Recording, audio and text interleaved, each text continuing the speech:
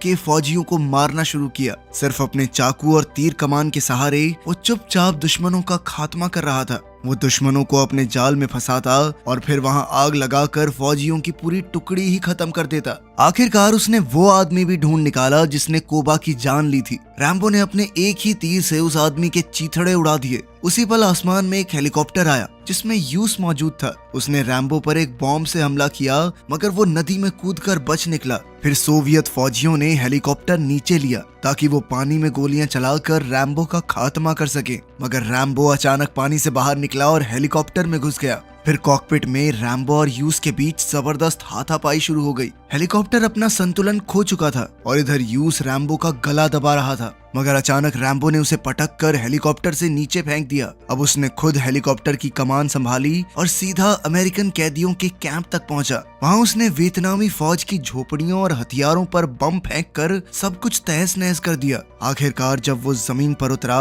तो उसने वहां मौजूद फौजियों को बेरहमी से मौत के घाट उतार दिया और अपने साथियों को रिहा किया। आखिरकार वो सभी साथियों को लेकर वहां से निकल पड़ा, मगर युद्ध अब भी खत्म नहीं हुआ था। जल्द ही कर्नल पोडोस्की हथियारों से लैस हेलीकॉप्टर के साथ उसके पीछे आ गया। उसने एक ही बार में जबरदस्त हमला कर दिया और रैम्बो ने बड़ी मुश्किल से हेलीकॉप्टर संभाला ताकि वो पास के गांव में क्रैश न हो।